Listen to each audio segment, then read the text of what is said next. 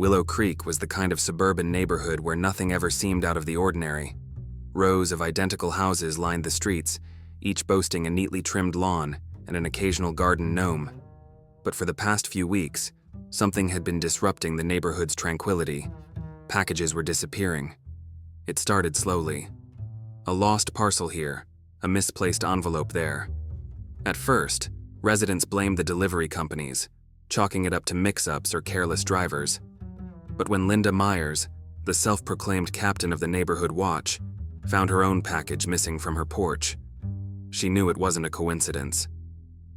"I saw him again," Linda said, setting her coffee mug down at the watch's weekly meeting in her living room. Around her sat the regulars: Paul, a retired teacher; Janet, who always had her binoculars handy; and Steve, who brought a clipboard but never wrote anything down.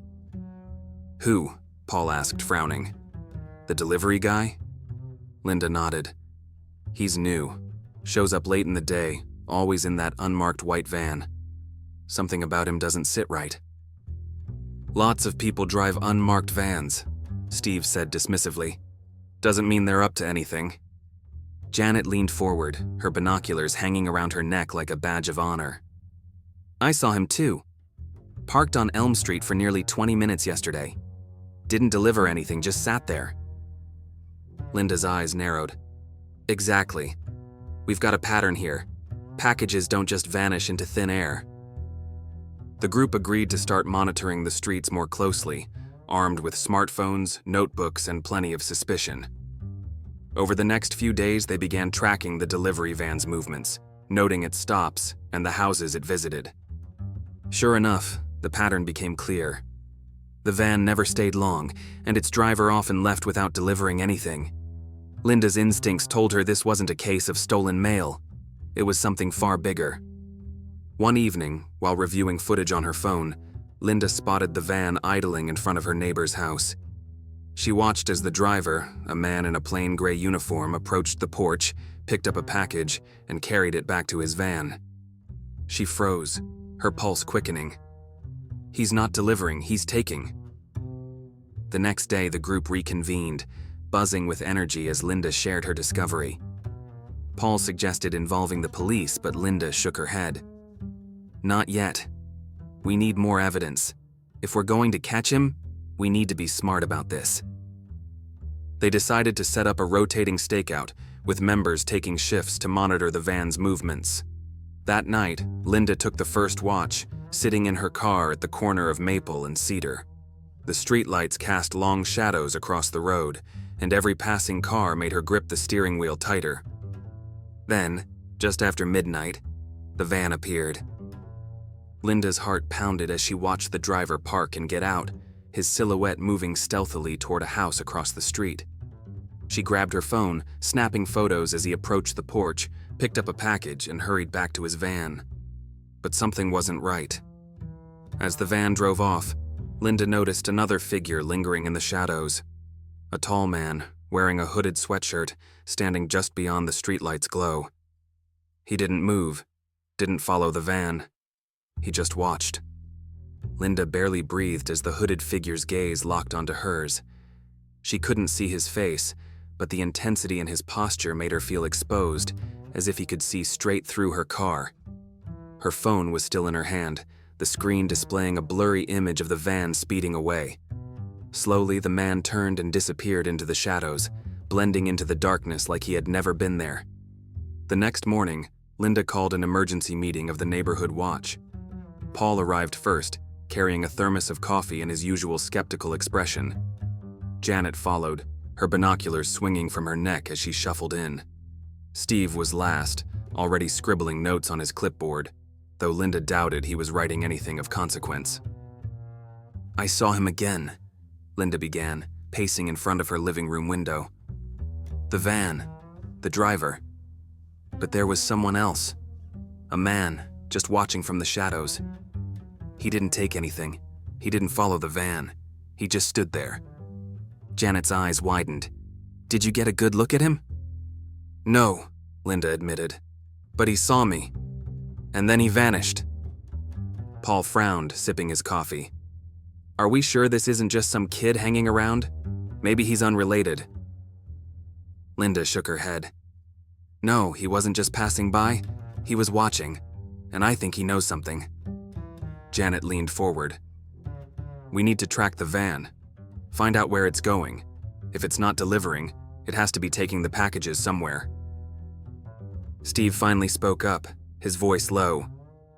"We need bait." The room fell silent as they absorbed the suggestion. Linda nodded slowly. "We could leave a package. Something with no real value, but that looks convincing enough to be stolen."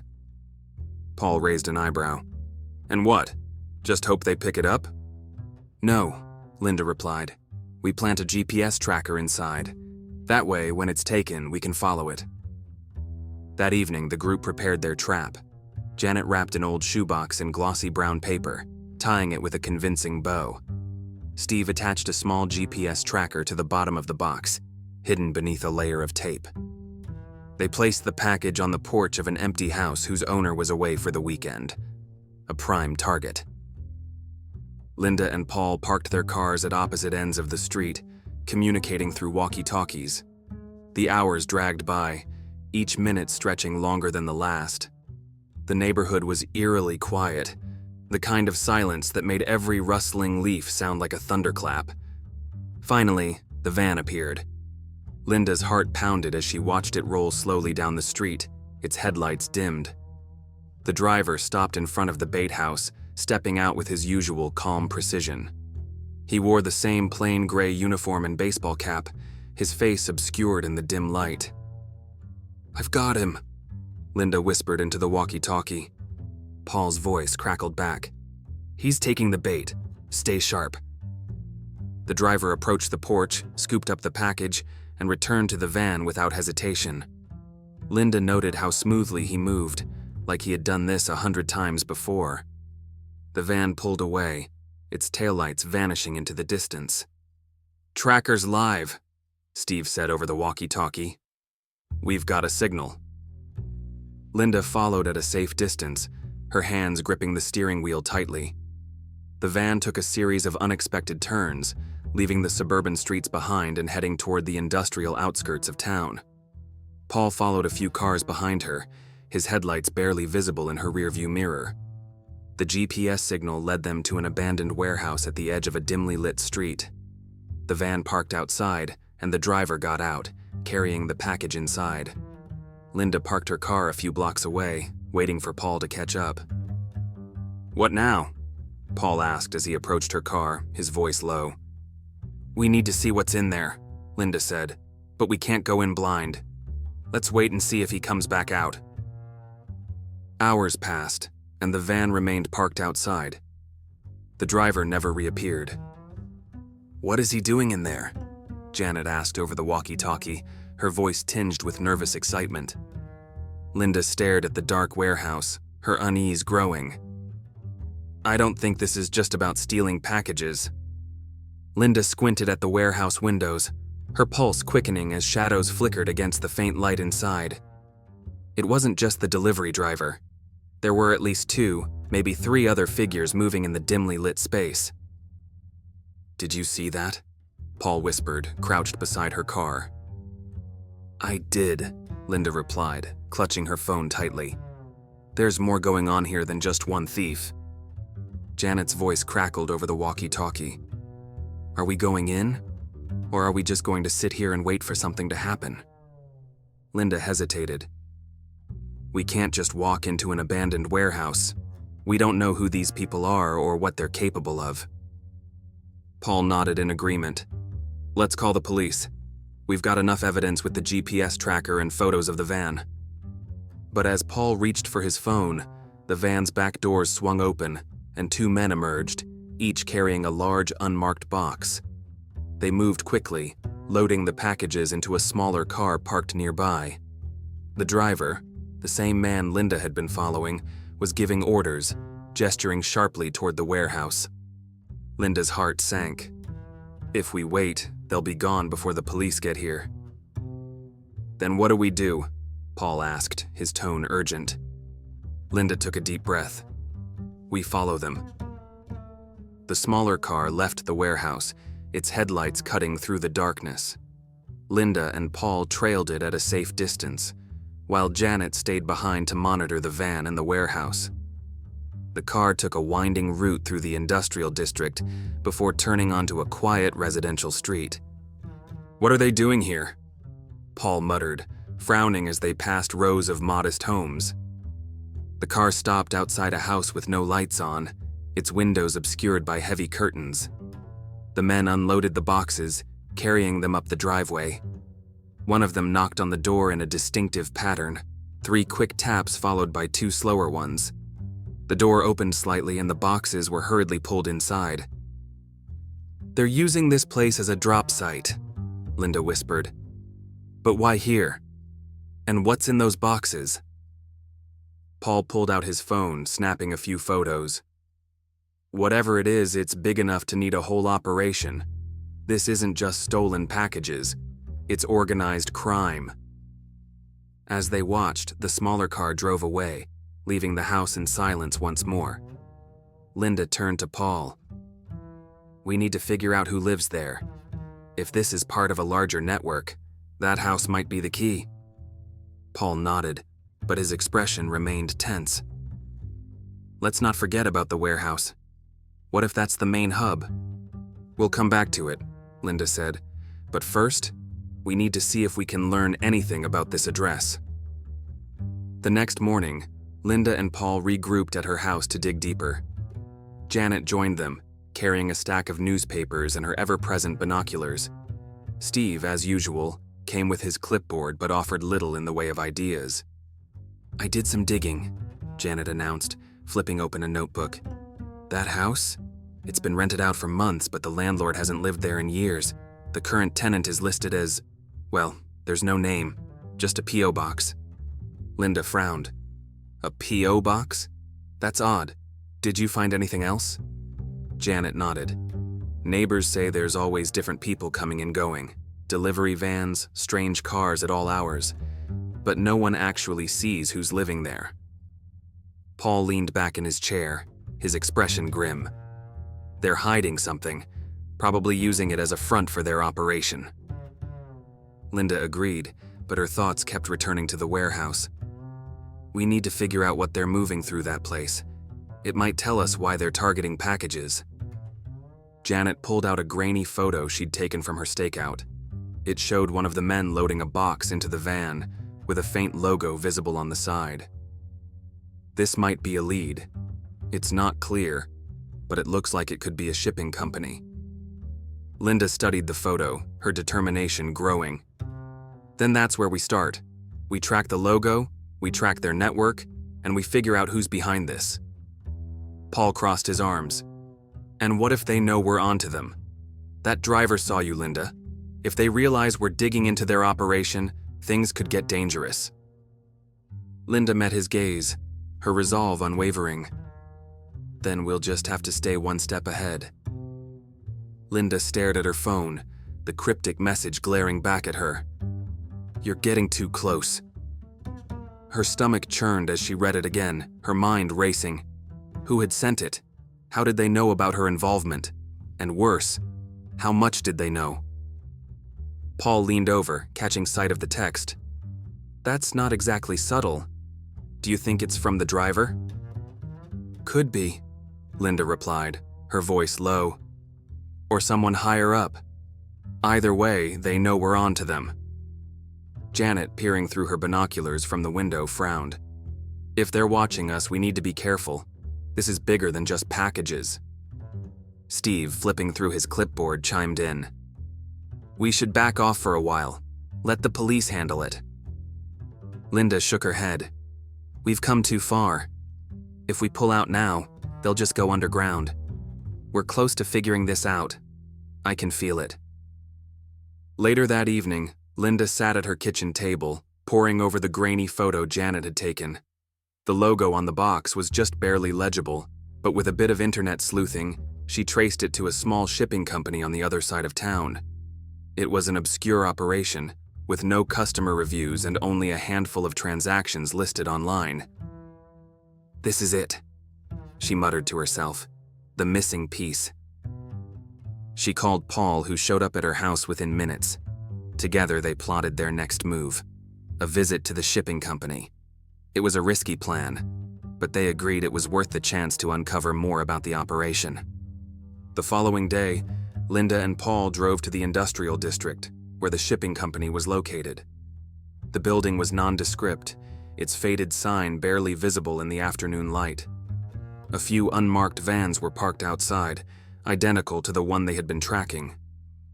"This is definitely the place," Paul said, scanning the area. Linda nodded. "Let's go." They entered the building, the air thick with the smell of cardboard and diesel fuel. A receptionist greeted them, her smile tight and unconvincing. "Can I help you?" Linda put on her friendliest expression. "We're looking for a package that might have been routed through here by mistake. It's from a local delivery, but we're not sure if it made it to the right address." The receptionist frowned. "We don't handle residential deliveries, just commercial clients." Linda exchanged a quick glance with Paul. "Are you sure? It had your logo on the box." The receptionist's expression faltered slightly, but she recovered quickly. "I'll check with my manager. Wait here." As soon as she disappeared into the back, Paul leaned in. "She's lying. They've got something to hide." Linda nodded. "Let's see if we can find anything while she's gone." They moved cautiously through the reception area, scanning the desks and bulletin boards for clues. Linda's eyes landed on a clipboard filled with delivery manifests. She snapped a quick photo of the pages, her pulse quickening as she recognized some of the addresses. Several matched the ones on the list they'd found earlier. "This is it," she whispered. "Proof that they're tied to the thefts." Before Paul could respond, footsteps echoed from the back room. They hurried back to the reception desk, acting as if nothing had happened. The receptionist returned, her face carefully neutral. "I'm sorry, but we don't have any information about your package. You'll need to contact your carrier directly." "Thanks anyway," Linda said, forcing a smile as they left. Back in the car, Linda and Paul reviewed the photos she had taken.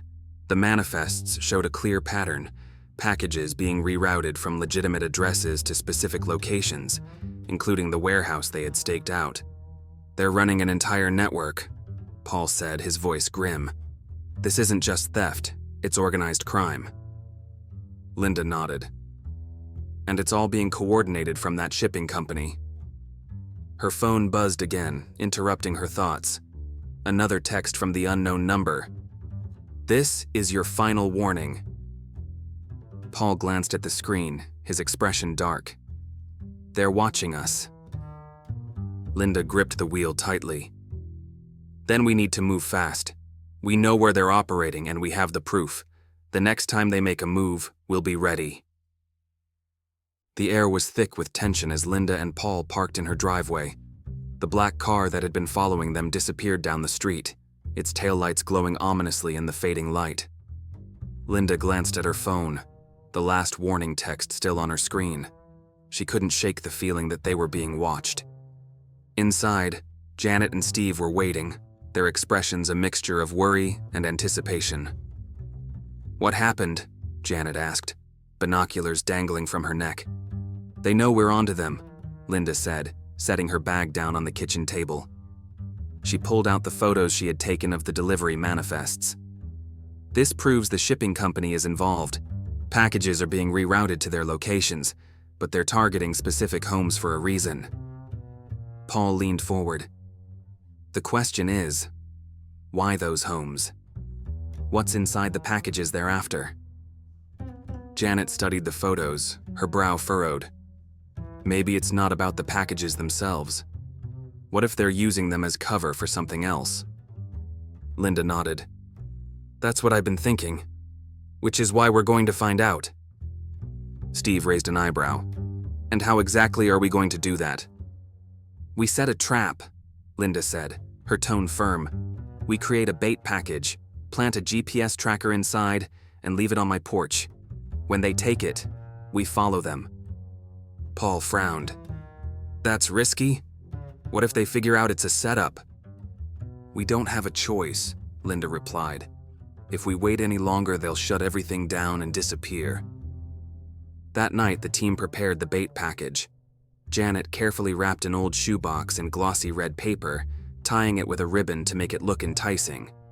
Steve embedded a small GPS tracker in the lining, securing it with tape.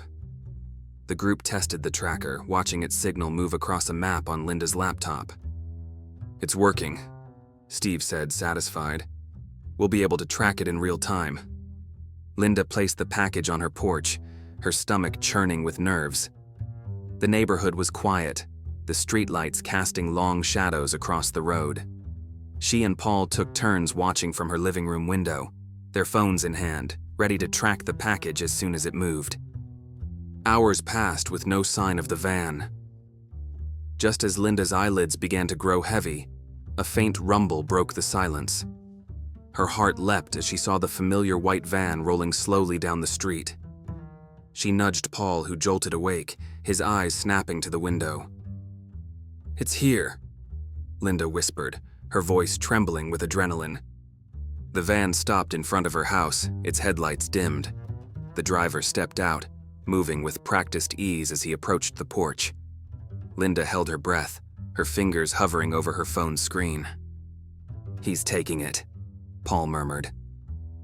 The driver scooped up the bait package and returned to the van, disappearing inside. The vehicle idled for a moment before pulling away, its taillights vanishing into the darkness. Linda checked the GPS signal on her laptop. The tracker was active, the blinking dot moving steadily across the map. "We've got him," she said, grabbing her keys. "Let's go." Linda and Paul followed the signal in her car, keeping a safe distance from the van. The tracker led them out of the neighborhood and into the industrial district, where the van finally stopped outside a nondescript building. Linda parked a few blocks away, her hands trembling as she gripped the steering wheel. "This is it," she whispered. "The warehouse." Paul nodded, his jaw tight. "What now?" Linda glanced at her phone, watching the signal blink steadily on the map. "We wait. If they're unloading, we need to see where it goes." They sat in tense silence, watching as the van's doors opened and two men began unloading boxes. The bait package was among them, its shiny red paper standing out against the plain brown cardboard. The men carried the boxes inside, disappearing into the warehouse. The faint glow of a light flickered in one of the windows, casting eerie shadows on the ground. Paul shifted in his seat. "Do we go in?" Linda hesitated. Every instinct told her to stay put, but the urge to uncover the truth was too strong. "Not yet. Let's see if they come back out." Hours passed, and the van remained parked outside. The light in the warehouse flickered sporadically, but no one emerged. Linda checked her phone again, her stomach sinking as the GPS signal suddenly disappeared. "They found the tracker," she said, her voice barely above a whisper. Paul's face darkened. "We need to leave, if they know we're here." Before he could finish, a loud crash echoed from inside the warehouse. The sound of hurried footsteps followed, and a figure appeared in the doorway, silhouetted against the light. It wasn't one of the men from the van. "It's someone else," Linda murmured, her eyes narrowing as the figure stepped into the shadows and disappeared. The crash echoed in Linda's ears, its sharpness cutting through the night. She and Paul remained frozen in the car, their eyes locked on the warehouse. The figure that had emerged moments before was now gone, swallowed by the darkness. "Did you see where they went?" Paul whispered, his voice tense. Linda shook her head. "No, but that wasn't one of the men unloading the van. Someone else is involved." Before Paul could respond, the faint hum of an engine drew their attention. The van's headlights blinked on, and within seconds it pulled away from the warehouse, leaving a cloud of dust in its wake. "They're leaving," Linda said, gripping the steering wheel. "But the package is still inside." Paul hesitated. "Do we follow the van or stay here?" Linda glanced back at the warehouse. "We stay. Whatever they're doing here is the key. We'll figure out where the van goes later."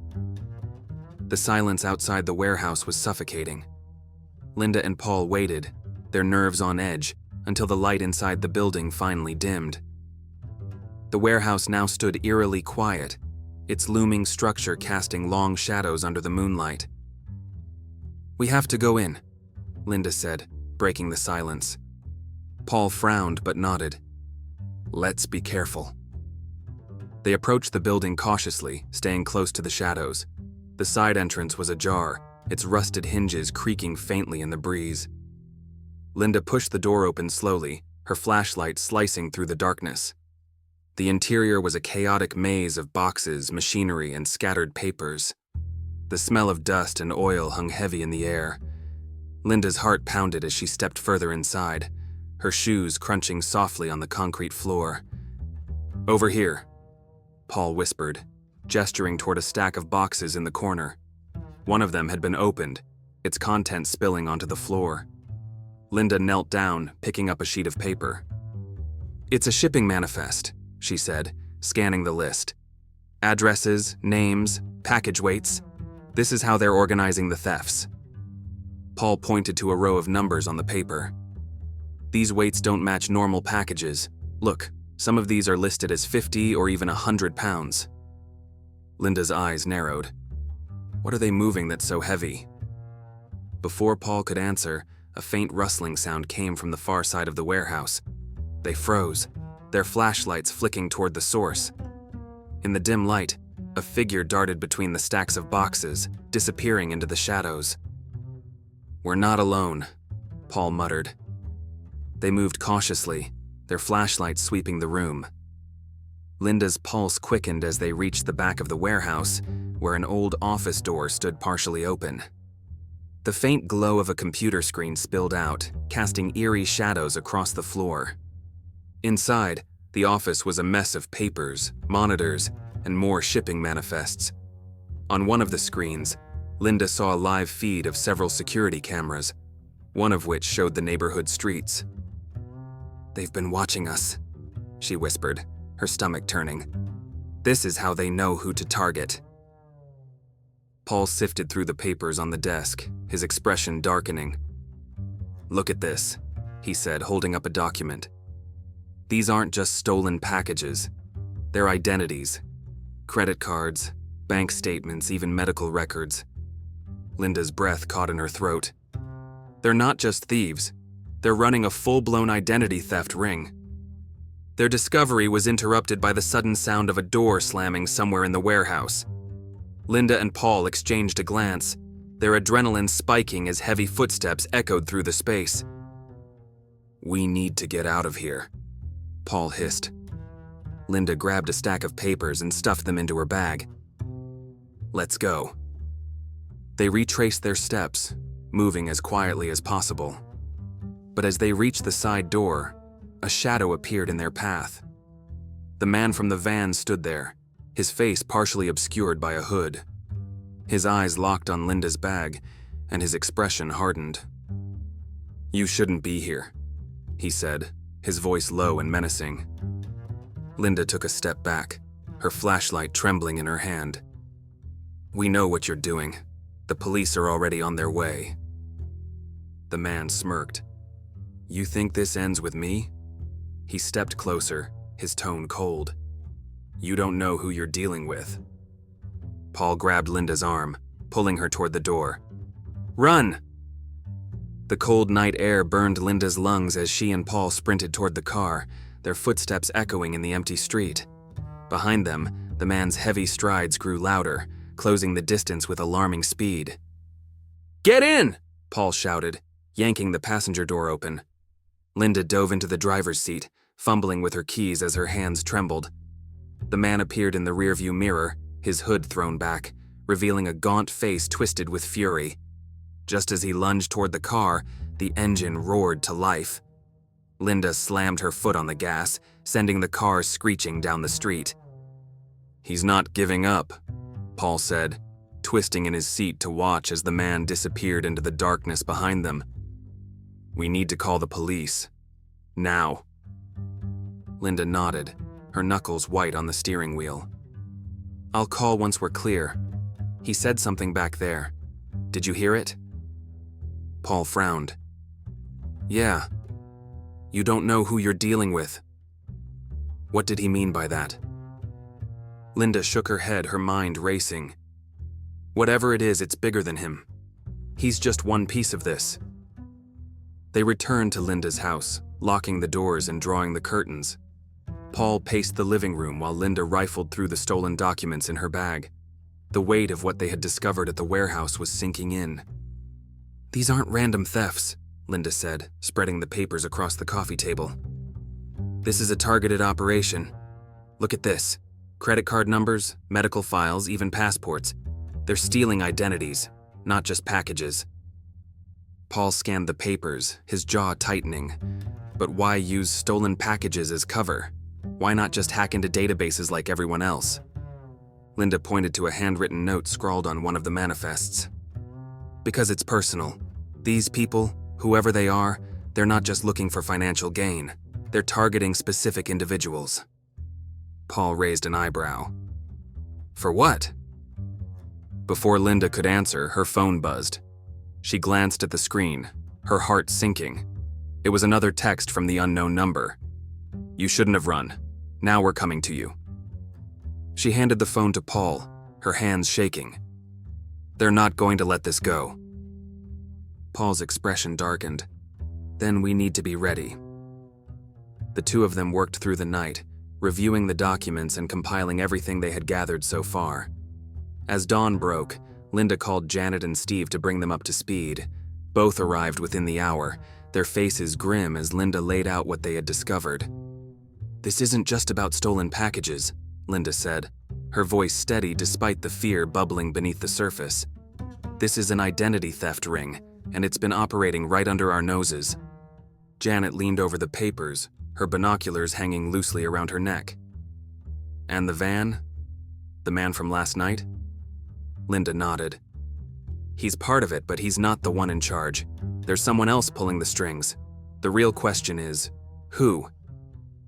Steve tapped the table thoughtfully. If they know you have these documents, they'll try to get them back. You're a liability now.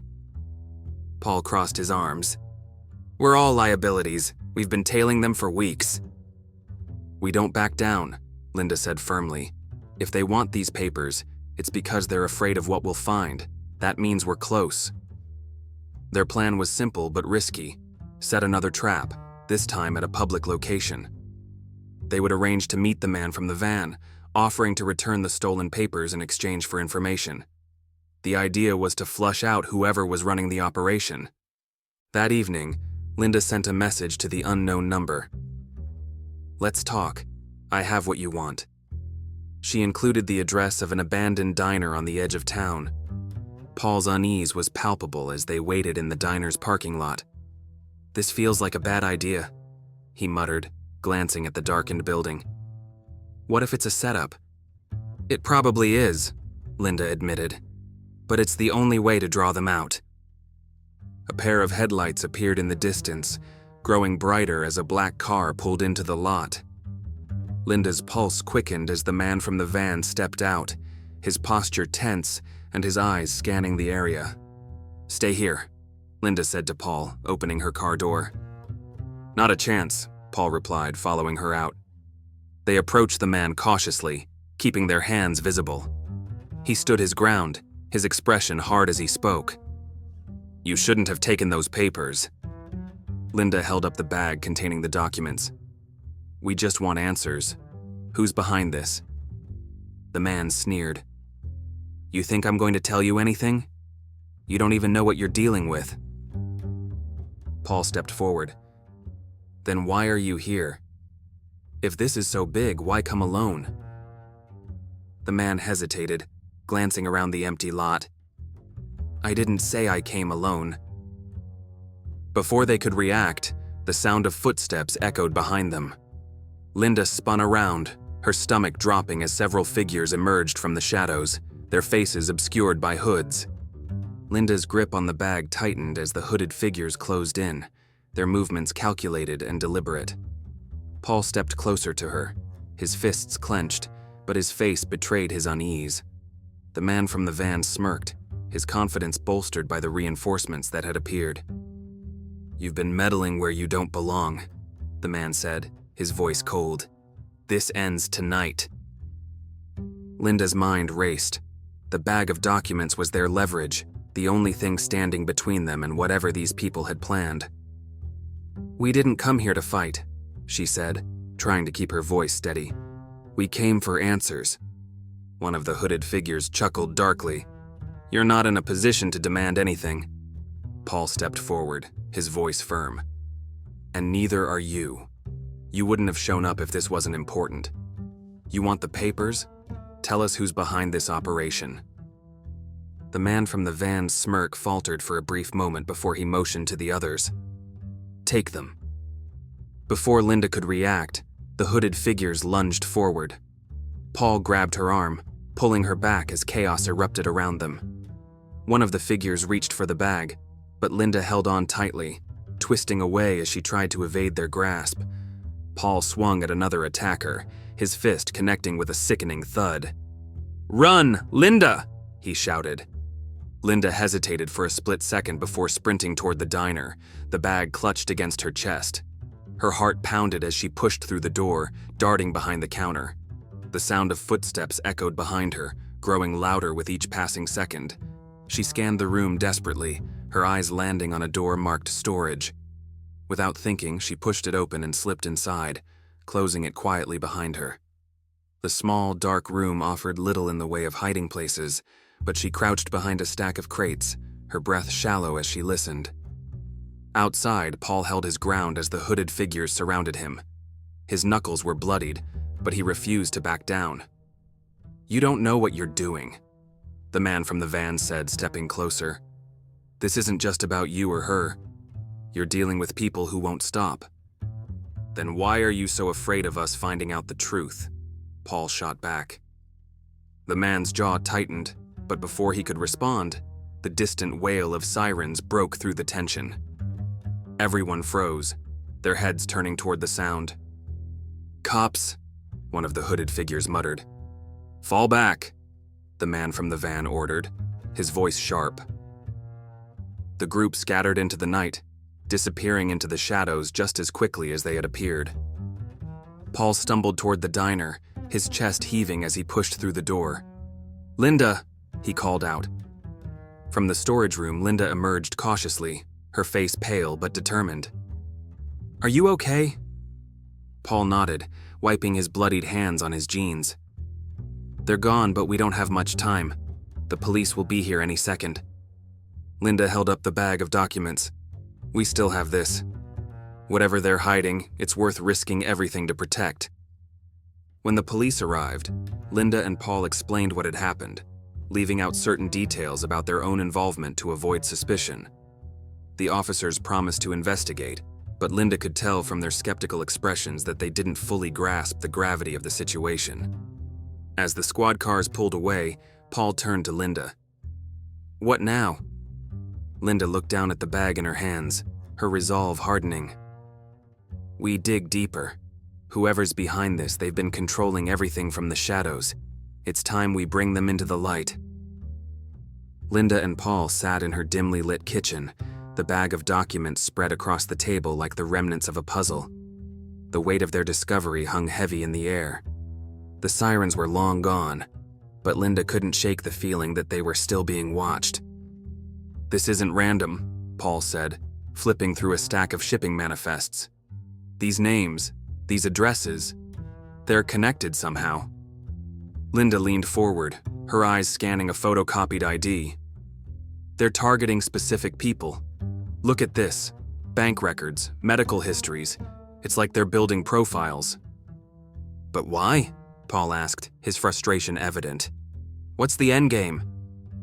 Linda picked up a sheet of paper with the shipping company's logo stamped in the corner. Her fingers traced the faded print. "They're not just stealing identities, they're using them. To open accounts, create fake transactions, and move money. This is a laundering operation." Paul's jaw tightened. "And the packages are just a cover. They're routing the stolen identities through fake deliveries to avoid detection." Linda nodded, her heart pounding as the pieces fell into place. "That's why they're so desperate to stop us. If we expose this, The whole operation collapses. Their breakthrough led them back to the shipping company. Under the cover of darkness, Linda and Paul returned to the warehouse district, determined to gather enough evidence to shut the operation down for good. The warehouse loomed ahead, its windows dark and uninviting. Linda's grip tightened on the flashlight in her hand. We get in, grab what we can, and get out. No distractions this time. Paul nodded, his expression grim. Let's move. They slipped through the side entrance, their footsteps echoing in the cavernous space. The stacks of boxes were still there, along with the faint glow of a computer monitor in the makeshift office. Linda's flashlight landed on a desk covered in papers. Here, she whispered, motioning for Paul to follow. The documents were damning. Forged IDs, fake bank statements, and a list of transactions linked to offshore accounts. Linda stuffed as much as she could into her bag, her heart racing with every passing second. We've got enough, Paul said, his voice low. Let's go. But as they turned to leave, a figure stepped out from the shadows, blocking their path. It was the man from the van, his face twisted with anger. Behind him, more figures emerged, their footsteps heavy on the concrete floor. You just couldn't leave it alone, could you? The man sneered. Linda stepped forward, her voice steady despite the fear bubbling inside her. You're running an identity theft ring, laundering money and ruining lives. It's over. The man laughed, the sound echoing through the warehouse. You think a couple of stolen documents will stop this? You have no idea how deep this goes. Paul clenched his fists. Then why are you so desperate to stop us? The man's smile faded, his expression hardening. Because you've seen too much. Before Linda could respond, the sound of approaching sirens filled the air. The man's head snapped toward the entrance, his confidence faltering. You called the cops. Linda smirked. You're not the only one who knows how to set a trap. Chaos erupted as the police stormed the warehouse, their flashlights cutting through the darkness. The hooded figures scattered, some slipping out through hidden exits while others were caught and restrained. The man from the van made a break for it, but Paul tackled him before he could escape. You're done, Paul said, pinning him to the ground as officers moved in to arrest him. Hours later, Linda and Paul stood outside the warehouse, watching as evidence was loaded into police vans. The operation was finally exposed, and the culprits were in custody. But Linda couldn't shake the feeling that it wasn't truly over. This is bigger than we thought, Paul said, his voice heavy. There are more people involved, people we didn't see tonight. Linda nodded, her gaze fixed on the horizon. But at least we've stopped it here, for now. As they turned to leave, Linda's phone buzzed with a new message. She hesitated before opening it, her heart sinking as she read the words. You stopped one branch, but the roots run deep.